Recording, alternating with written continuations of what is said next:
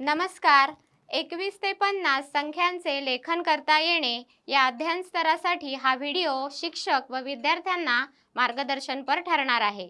दशक एकक संकल्पना, संख्याज्ञान संकल्पना विद्यार्थ्यांना कृतीद्वारे समजणार आहेत. चला तर मग व्हिडिओला सुरुवात करूया. 21 ते 50 संख्यांचे लेखन कशा प्रकारे करावे हे आपण आता पाहणार आहोत. यासाठी विद्यार्थ्यांना 1 ते 20 संख्यांचे अंकज्ञान असणे आवश्यक आहे. आता आपण 21 ते 30 संख्यांचे वाचन आणि लेखन पाहूया. 1 दशक म्हणजे 10 व 1 एकक म्हणजे 1 असतात. 2 दशक म्हणजे 20 असतात. 2 दशक 1 एकक बरोबर 21. 2 दशक 2 एकक बरोबर 22. 2 दशक 3 एकक बरोबर 23. 2 दशक 4 एकक बरोबर 24. अशा प्रकारे विद्यार्थ्यांना 21 ते 30 संख्यांचे वाचन व लेखन चित्रांचा वापर करून आपण शिकू शकतो. मुलांनो, आता आपण 31 ते 40 संख्यांचे लेखन एकक व दशक स्वरूपात पाहूया. त्यासाठी आपण दशक कांड्या व सुट्टे एकक यांचा वापर करणार आहोत. बरं चिन्मयी, आता तुम्हाला 31 ची मांडणी करून दाखव बरं. 1 दशक, 2 दशक, 3 दशक आणि 1 एकक म्हणजे 31. 31 कसे लिहितात दाखव बरं.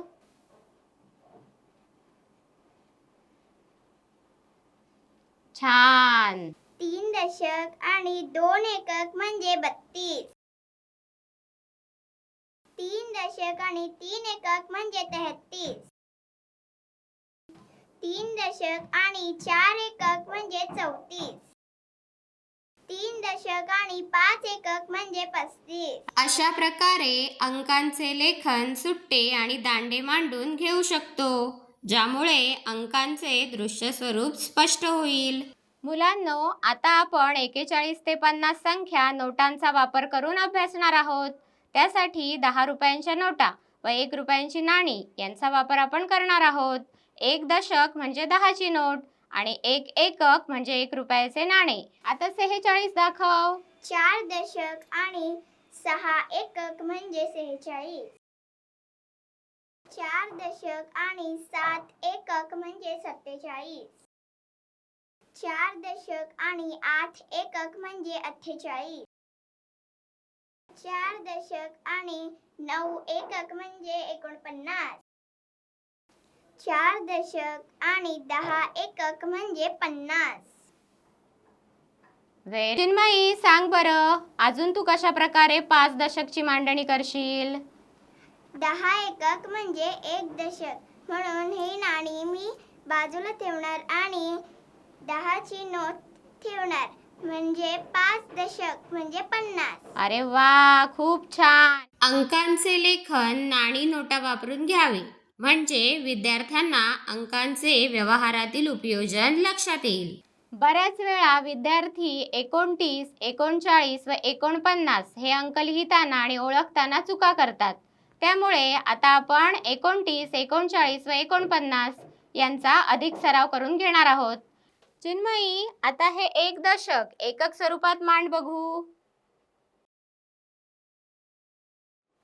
1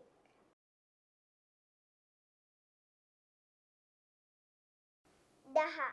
छान. यातून आपण 1 एकक बाजूला करूया.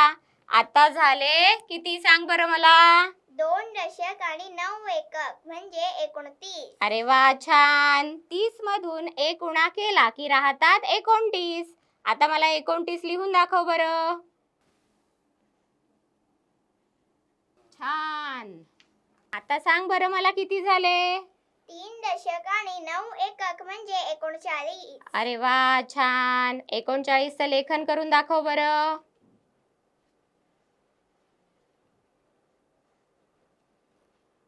अशाच प्रकारे आपण 49 ही संकल्पना देखील मुलांना स्पष्ट करून दाखवू शकतो. यासाठी मला हा 1 दशक मी बाजूला काढते आणि 1 दशक सुट्टे एकक स्वरूपात इथे मी मांडलेले आहेत. या 10 एककातला 1 एकक बाजूला केला की झाले 4 दशक 9 एकक म्हणजे 49. चिन्मयी, 49 लिहून दाखव बरं.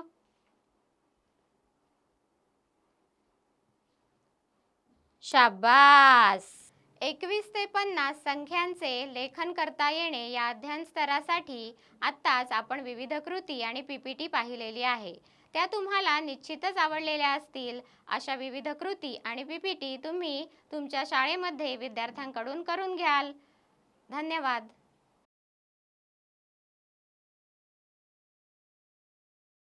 विद्यार्थ्यांनी आपल्या वर्गाची विषयाचे उद्दिष्ट अध्ययन निष्पत्ती पूर्ण करावे. तसेच सर्व शिक्षक बांधवांना विद्यार्थी मित्रांना मार्गदर्शन व्हावे. सर्व शिक्षक बांधव आपल्या परीने वेगवेगळ्या पद्धतीचा अवलंब करून विद्यार्थ्यांना गुणवत्तापूर्ण शिक्षण देण्याचा प्रयत्न करत असतात. प्रत्येक विद्यार्थी हा सारखा नसतो. विद्यार्थ्याची अध्ययन पातळी ओळखून आपण विविध पद्धतीचा अवलंब करत असतो. यामध्ये वापरलेली अध्ययन निष्पत्ती पूर्ण होण्यासाठी अगदी सोपी भाषा वापरण्यात आलेली आहे. या पद्धतीचा अवलंब करून आपण दिलेली अध्ययन निष्पत्ती पूर्ण करू शकतो. 1 ते 20 अंक विद्यार्थ्यांना लेखन वाचन करता येतात असे गृहीत धरले आहे. 21 ते 50 अंक विद्यार्थ्यांना नवीन पद्धतीने शिकवल्यास चला नवीन प्रयोग करून पाहूया. 21 ते 50 मराठी अंक. ज्यावेळेस आपल्याला 21 ते 50 मराठी अंक वाचायला किंवा लिहायला सांगितलं जातं त्यावेळेस आपण न अडखळता न विसरता क्रमाने हे 21 ते 50 अंक लिहितो आणि वाचतो देखील. पण अडचण अशा वेळी येते ज्यावेळी आपल्याला एखादी मधली संख्या वाचायला किंवा लिहायला सांगितली जाते त्यावेळेस आपण गोंधळून जातो, अडखळतो. असं होऊ नये, आपण कुठलीही संख्या न अडखळता लिहू व वाचू यासाठी काय करता येईल बरं, याचा थोडा विचार करूया. मी तुम्हाला काही सोप्या पद्धती इथे सांगणार आहे, त्या तुम्ही नीट समजून घ्या, विचार करा व हे अंक सहज वाचा व लिहा देखील. चला तर मग आपण या पद्धती अभ्यासू. सामान्यपणे आपण अंक लिहित असताना ते सर्व अंक डावीकडून उजवीकडे असे लिहित असतो. उदाहरणार्थ 2.1, 3.4, 2.8 असं आपण लिहित असतो. परंतु असे न करता जर आपण हेच अंक उजवीकडून डावीकडे लिहित गेलो, या पद्धतीचा आपण चांगल्या प्रकारे सराव जर केला तर या पद्धतीने आपल्याला कुठलीही संख्या अगदी सहज लिहिता व वाचता येईल. या सरावासाठी आपल्याला थोडा वेळ द्यावा लागणार आहे. परंतु एकदा सराव झाला की आपल्याला हे अंक अतिशय सोपे लिहिता व वाचता येतील. आता मी तुम्हाला इथे सांगितल्याप्रमाणे पहिला नियम, जसे की आपण संख्या डावीकडून उजवीकडे लिहित असतो असे न करता संख्याही उजवीकडून डावीकडे लिहा. हा नियम तुम्ही विसरू नका. उदाहरणार्थ 21. आता 21 अंक लिहिताना किंवा वाचताना अगोदर 1 लिहा, नंतर 20. आता तयार होणारा अंक असेल 1 आणि 20. वाचताना पण अगोदर 1 असे वाचा, नंतर 20. हा नियम सर्वच संख्येला लागू असेल आणि याचा सराव आपण तोपर्यंत करायचा आहे जोपर्यंत आपल्या लिखाणामध्ये वाचनामध्ये परफेक्शन येणार नाही. तोपर्यंत आता हे सर्व करत असताना आणखी काही बदल व नियम आपल्याला शिकणे आवश्यक आहे. आता ते बदल कोणते, तर हे पहा. इथे 1 ते 9 पर्यंतचे अंक आहेत. या अंकांना आपण छोटा वर्ग समजूया. आणि हे पहा, इथे 10 ते 50 या मोठ्या संख्या आहेत. 10, 20, 30, 40, 50 या संख्यांना आपण मोठा वर्ग समजूया. आपल्या घरातील मोठी माणसे आपल्याला लाडाने बोलवतात तेव्हा ते आपल्या टोपण नावाचा वापर करतात. जसे की प्रभासला दादा, कल्याणीला छकुली, कावेरीला काऊ, विघ्नेशला बाबू या नावाने आपल्याला आवाज मारत असतात.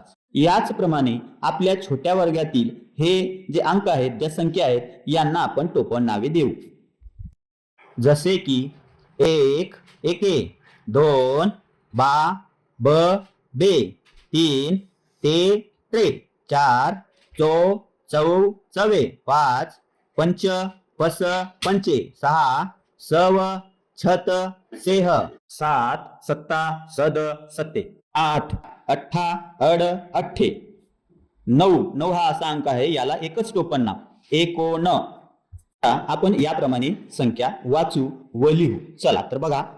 1 20, 22, ते 20, 24, 25, 26 27 28 29 हा आपल्या मोठ्या वर्गातील 30.